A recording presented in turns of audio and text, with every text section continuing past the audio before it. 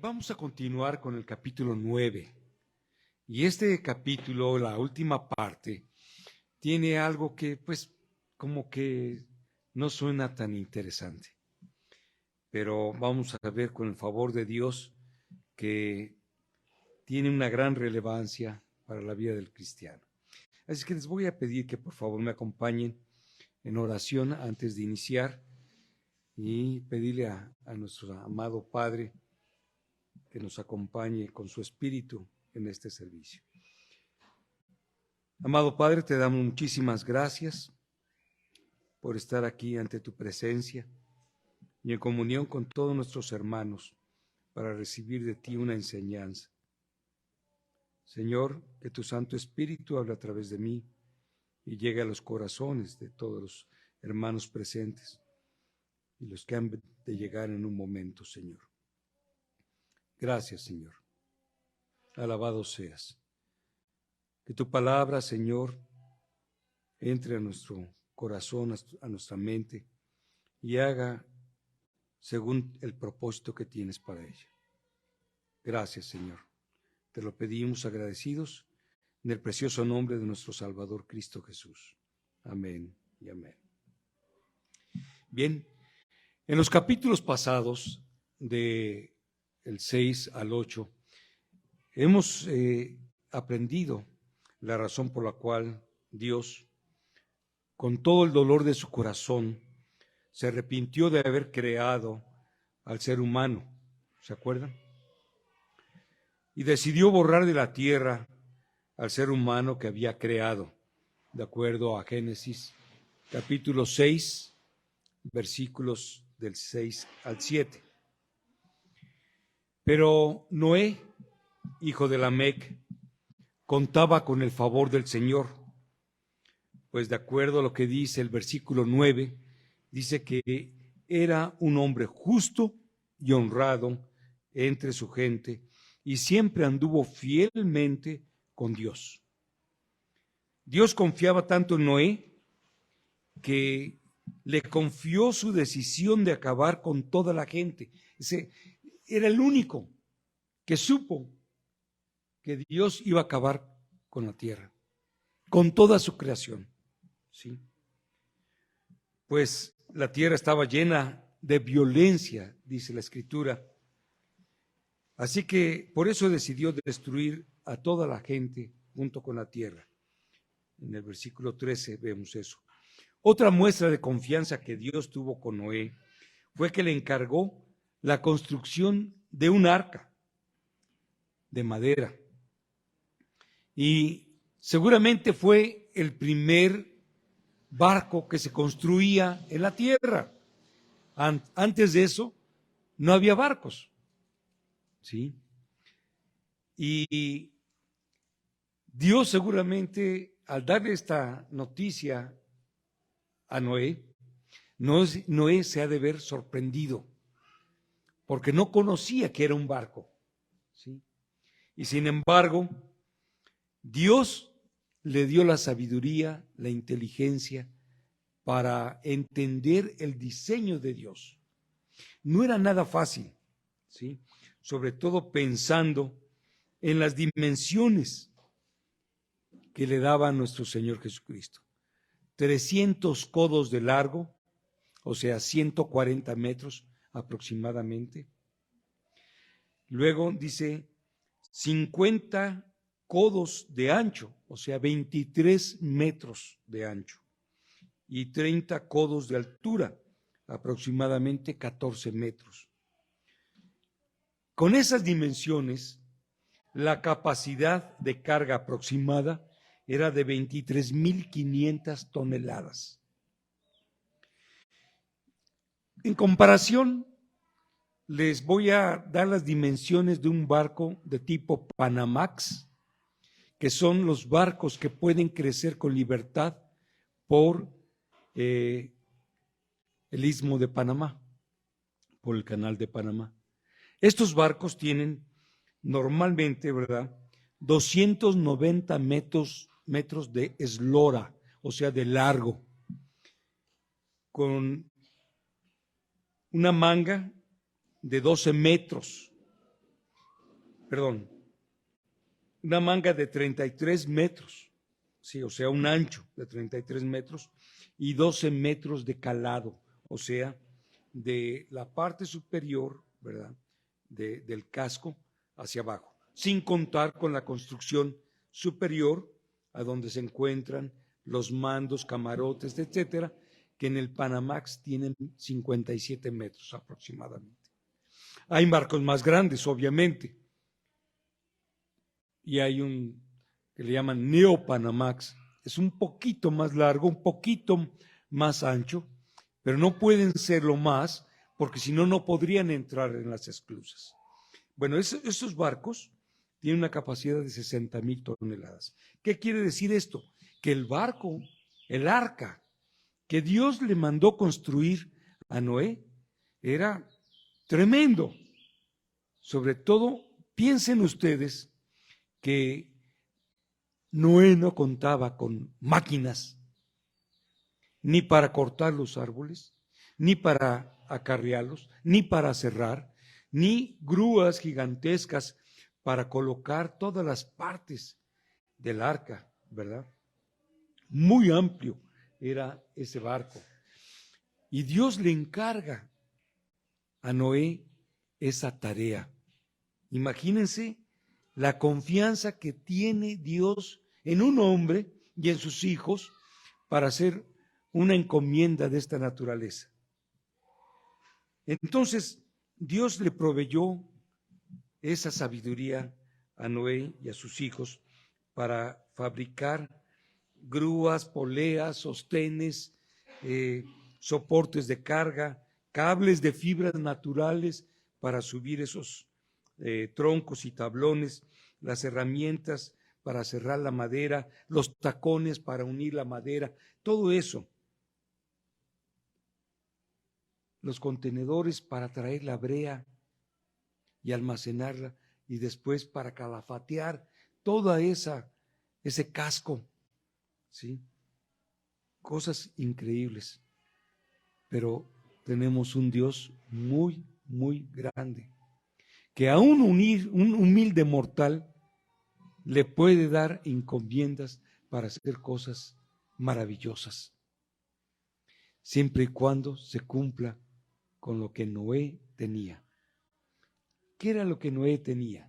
¿Qué caracterizaba a Noé? ¿Sí? Obediencia y fe. Obediencia y fe. Y Noé pudo hacer cosas maravillosas. ¿Sí? Como vemos a lo largo de la historia de la Biblia, que otros hombres, siguiendo ese paso de Noé o esos pasos de Noé, hicieron cosas maravillosas por la fe y la obediencia en Dios.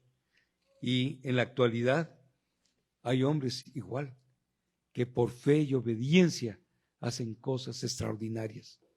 Toma un hombre ordinario que sigue a Dios con fe y obediencia y le permite hacer cosas extraordinarias. Entonces, hermanos, veamos que Noé era alguien especial. Después, Dios establece un pacto con Noé, el tercero de los pactos que ya había establecido. El primero fue el pacto edénico, el segundo, el pacto adámico, y este es el tercero, el pacto con Noé. ¿Sí? Y recuerden, todos los 7 pactos nacen de Dios hacia el hombre. No hay ningún pacto en que el hombre tenga ¿cómo se llama? La iniciativa, exactamente, la iniciativa de hacer el pacto con Dios. Es Dios el que hace el pacto con los hombres, ¿sí? Y en este caso, este pacto, ¿sí?, establece un nuevo principio, un nuevo gobierno en la tierra y reafirma un nuevo orden natural, ¿sí?, o en la naturaleza. Pues la tierra era diferente ahora. A causa del diluvio, la tierra perdió una cobertura de hielo, ¿sí?, que mantenía una atmósfera especial que permitía a los hombres vivir hasta 900 o más años. Esa cobertura de esos cristales de hielo, ¿sí?, en la atmósfera, bloqueaban muchos de los rayos solares que actualmente recibimos y que acortan nuestra vida. Dios también lo estableció así, al quitar esa capa protectora. Dice la Escritura que hasta antes del diluvio no había necesidad de lluvia, por la humedad salía de la tierra y eso era suficiente para todas las plantas y mantener una atmósfera en la cual el hombre pudiera vivir bien. Entonces, en Génesis 6, del 18 al 21, veíamos todo eso. En el capítulo 6, al término, dice, y Noé hizo todo según lo que Dios le había mandado. Empezamos así el capítulo 7 y empieza diciendo que el Señor le dijo a Noé, entra en el arca con toda tu familia, porque tú eres el único hombre justo que he encontrado en esta generación. Y en el versículo 5 dice, Noé hizo todo de acuerdo con lo que el Señor le había mandado. Más adelante, en el versículo 11, dice, cuando Noé tenía 600 años, precisamente en el día 17 del mes segundo, se reventaron las fuentes del mar profundo, se abrieron las compuertas del cielo. Y en el versículo 16 dice, entraron un macho y una hembra de cada especie, tal como Dios lo había mandado a Noé. Y luego el Señor cerró la puerta del arca, acabando con toda oportunidad para que los que no hicieron caso al llamado de Dios y al testimonio de Noé y su familia se arrepintieran y pudieran entrar también al arca. Y solamente Noé, su esposa, sus 3 hijos, sus 3 nueras entraron. Y la puerta se cerró. La puerta de la gracia de Dios en ese momento quedó sellada. Y no hubo ningún otro que, aun cuando corriera al arca, buscando la oportunidad, el favor de que les abrieran, podrían entrar, porque Dios había cerrado esa arca. Algo nos tiene que decir a nosotros actualmente este ejemplo, ¿sí? Tal como dice el versículo 23 de ese capítulo 7, Dios borró de la faz de la tierra todo ser viviente, desde los seres humanos hasta los ganados, los reptiles y las aves del cielo. Todos fueron borrados de la faz de la tierra, y solo quedaron Noé y los que estaban con él en el arca. Así termina el capítulo 7. Y el capítulo 8 nos habla de que Dios se acordó de Noé, así empieza el primer versículo, y de todos los animales salvajes y domésticos que estaban con él en el arca. Y como veíamos en el estudio de los miércoles, no es que Dios se haya quedado desmemoriado, ¿verdad? Y de repente se acordó, ahí está Noé y su familia en el arca, ¿sí? No, definitivamente eso no. Simplemente, siguiendo su plan, dijo, ya es momento, ¿verdad?, de que las aguas empiecen a descender, ¿sí?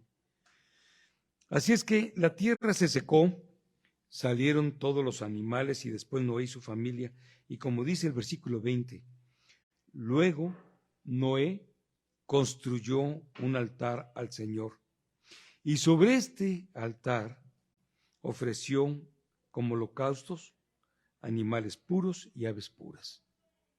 Entonces, lo primero que hizo Noé después de que salieran todos los animales del arca, salió él y construyó un altar.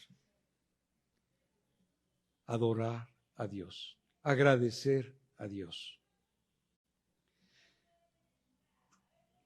Luego Dios se agradó de Noé y reafirmó su pacto de no volver a destruir su creación por medio del agua.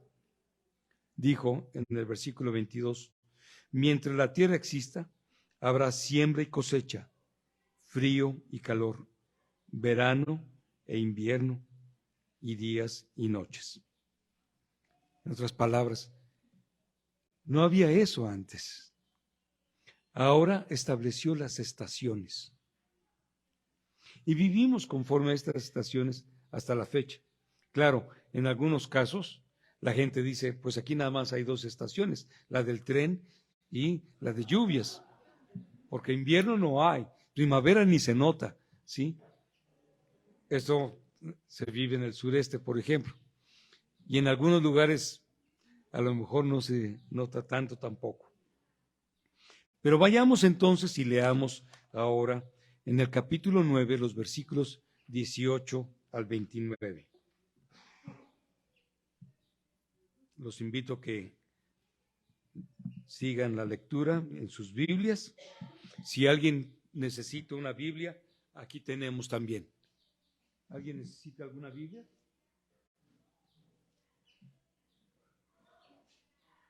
¿Alguien más?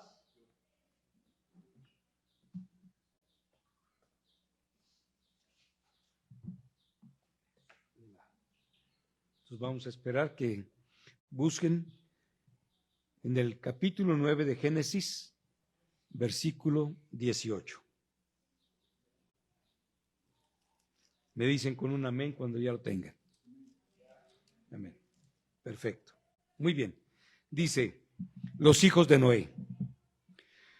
Los hijos de Noé que salieron del arca fueron Sem, Cam, que fue el padre de Canaán, y Jafet.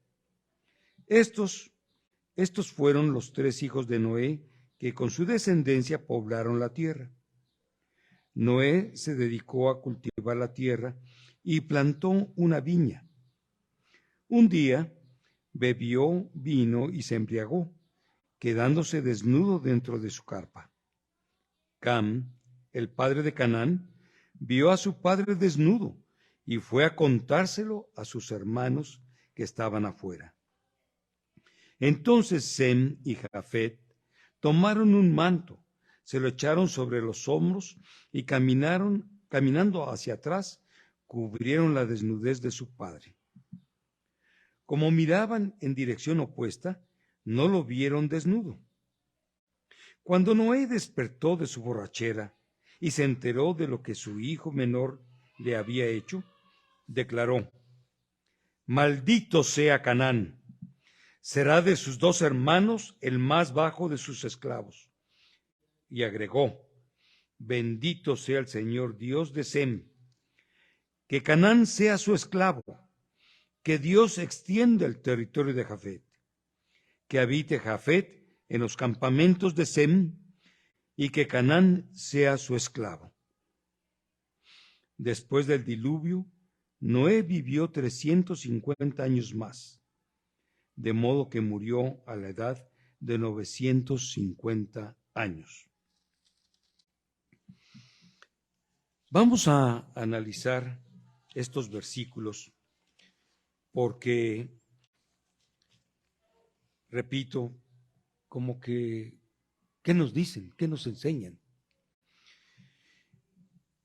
Pero les recuerdo que toda enseñanza es inspirada por Dios y es útil para enseñar, para corregir o redarguir, para instruir y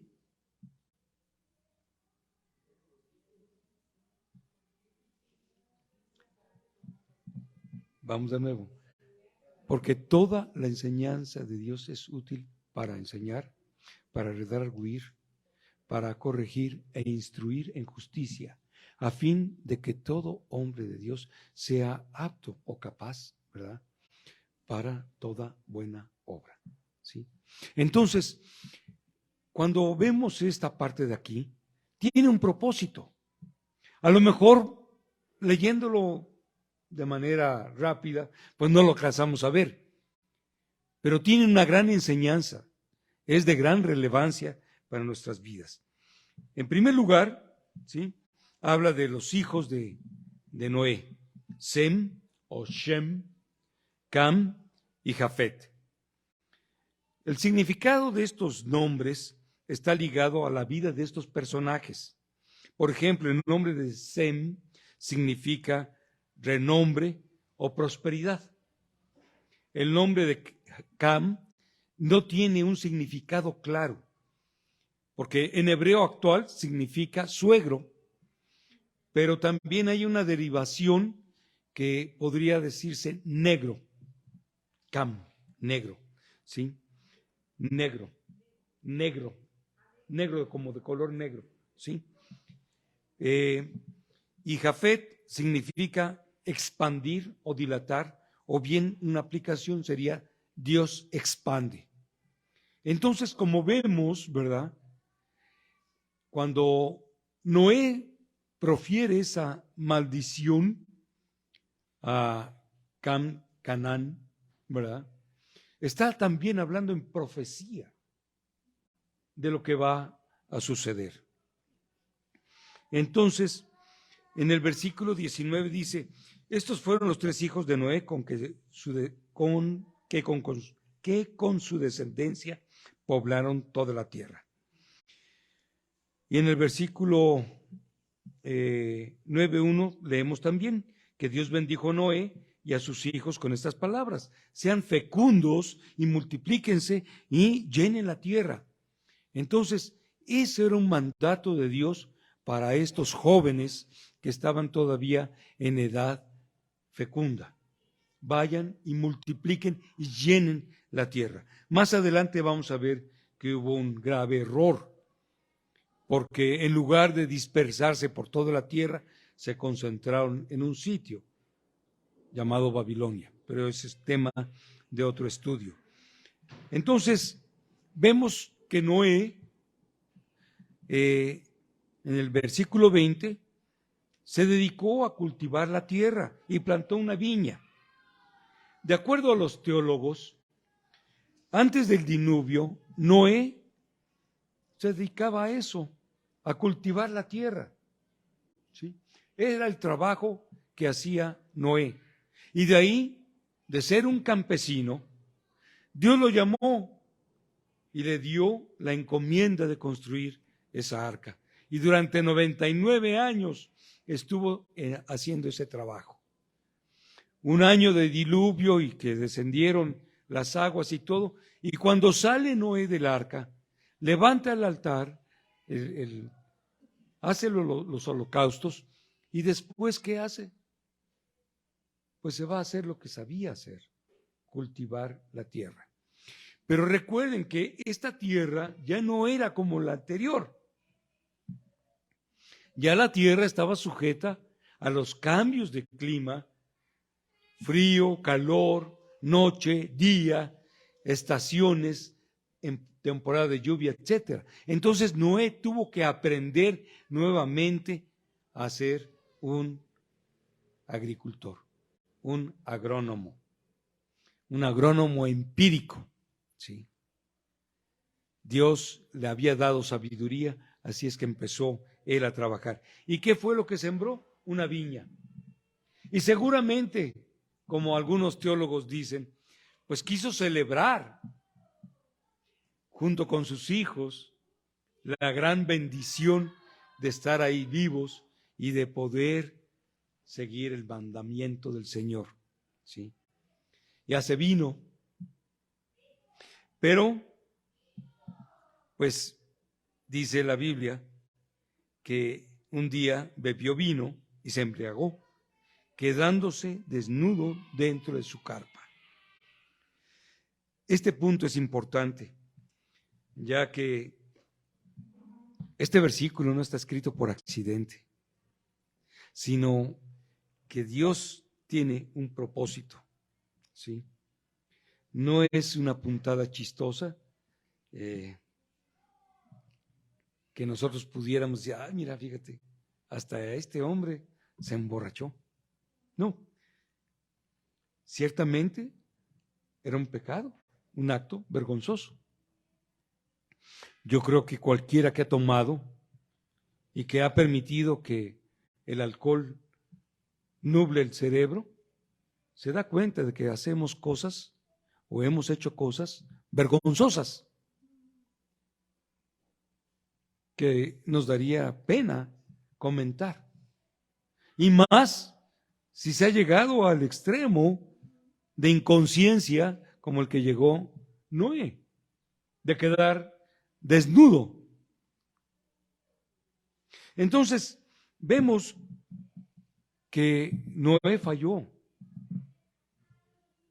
Este hombre que había sido privilegiado por Dios, elegido por Dios, en un momento de descuido, cayó en pecado, en vergüenza. Y no podemos nosotros levantar nuestro dedo y señalar la vida de Noé. Porque si lo hiciéramos, 3 dedos apuntarían hacia nosotros. Yo creo que hay que tener mucho cuidado y aprender, porque cualquiera de nosotros puede dar testimonio de que en muchas ocasiones Satanás ha susurrado a nuestros oídos y nos ha plantado pensamientos en nuestra mente para decir solo un poquito, una probadita, nada más una probadita, o solamente un ratito, solamente una vez. Pues total, ¿qué tanto es tantito? Decimos aquí en México, ¿no? Y con eso nos justificamos para hacer caso a lo que Satanás planta en nuestra mente. Y todos somos culpables, hermanos.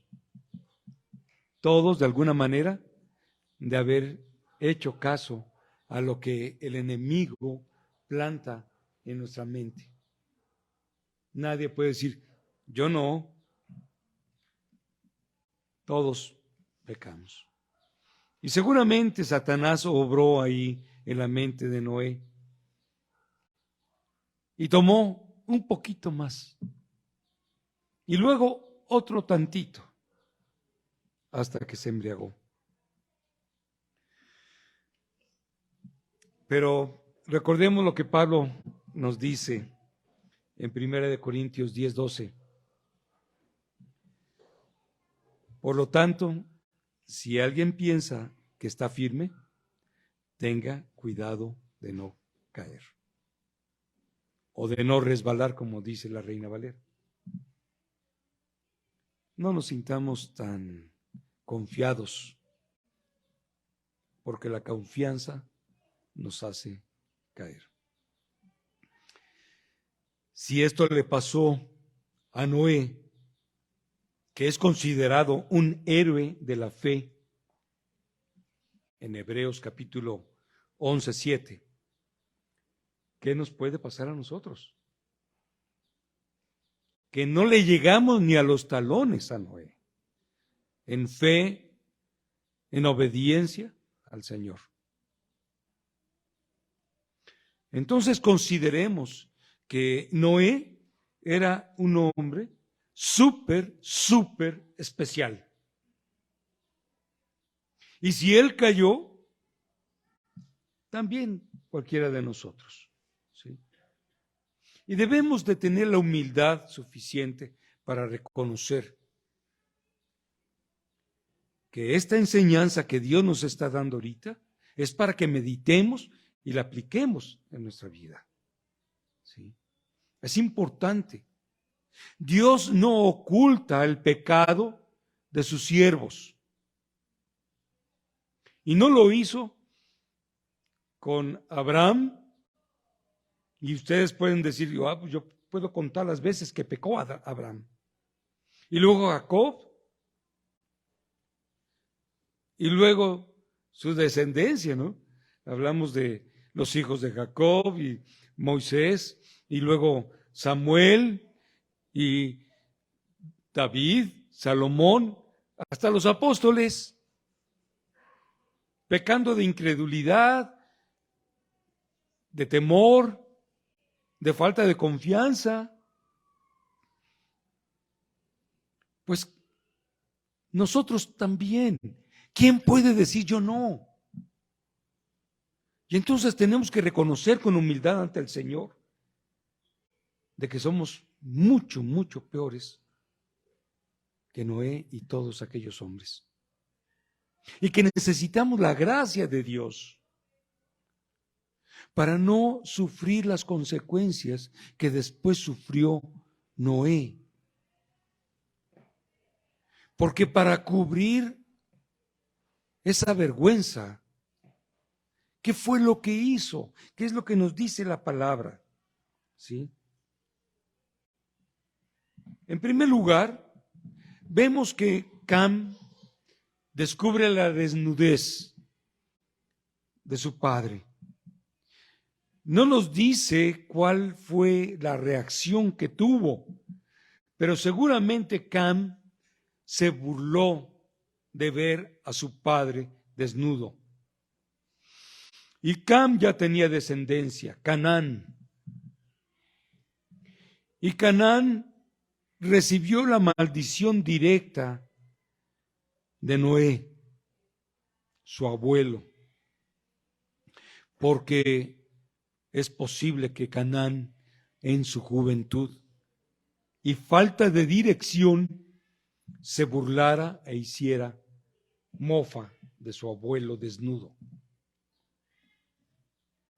Cualquiera que fuera o haya sido la situación.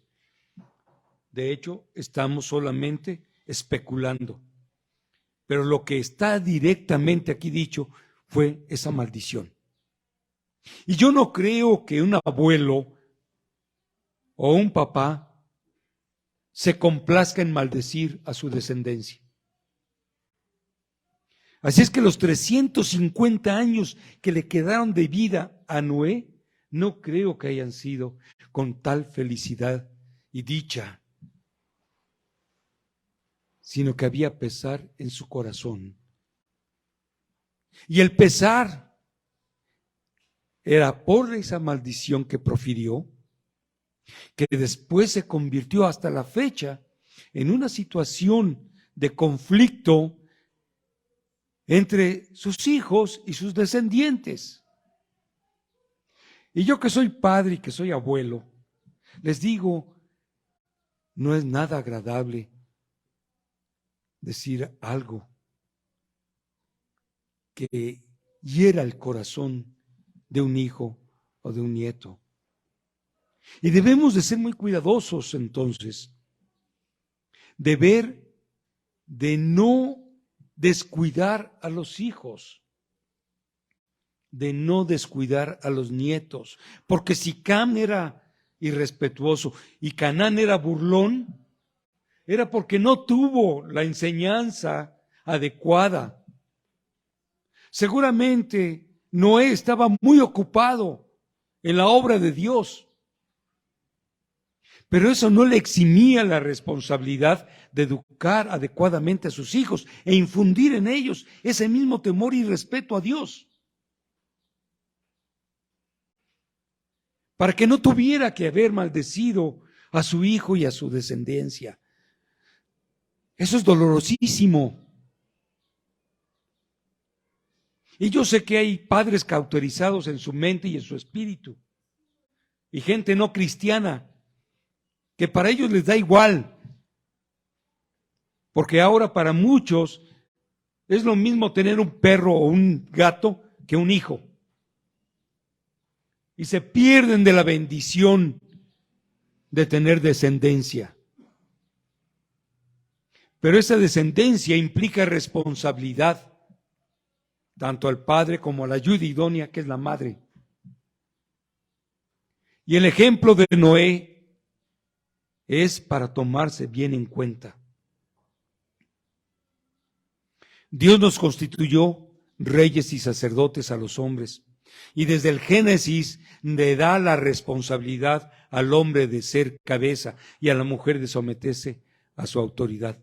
Pero eso no es nada más un privilegio del cual el hombre pueda en un momento dado sentirse como pavo real o como el gallo en el corral.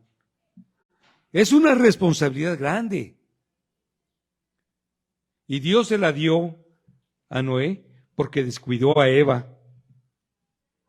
Ahora tú vas a ser responsable, vas a ser cabeza. A ti te voy a pedir cuentas. Y eso, ¿sí?, muchas veces no se entiende en la actualidad. Porque ser cabeza es depender de Cristo y es seguir a Cristo y es vivir como Cristo y es ser un buen rey que ve por el bien de los suyos, que no les falte nada. Pero es también sacerdote, como dice en el primer capítulo de Apocalipsis, ¿sí?, que nos constituyó reyes y sacerdotes a nosotros. Entonces, el ser sacerdote es interceder ante Dios por su familia, ¿sí?, por su esposa, por sus hijos. Esa es la responsabilidad que tenemos. Y no porque estemos dedicados a las cosas del Señor, y lo digo por mí, y lo digo por mis hermanos pastores y líderes en la iglesia, no nos exime de la responsabilidad de formar a nuestros hijos en el conocimiento, en el respeto y en el temor del Señor, con amor, ¿sí? Gran responsabilidad es esa, porque he visto a muchos pastores y líderes que viven la pena de Noé, de tener una descendencia que los avergüenza. Pero hay también muchos cristianos que viven esa vergüenza porque no supieron conducir a sus hijos en ese camino de fidelidad, de fe, de amor a Dios.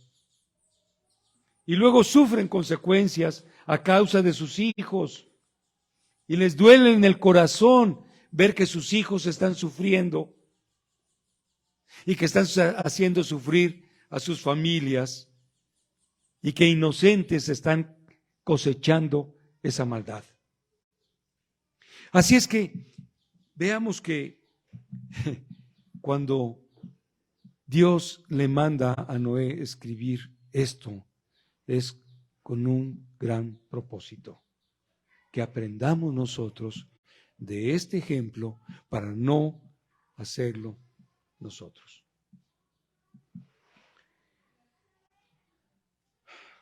Triste, muy triste, que cuando Noé despierta de su borrachera, ahora tiene que enfrentarse y con coraje otro pecado, fuera de control, hace eso.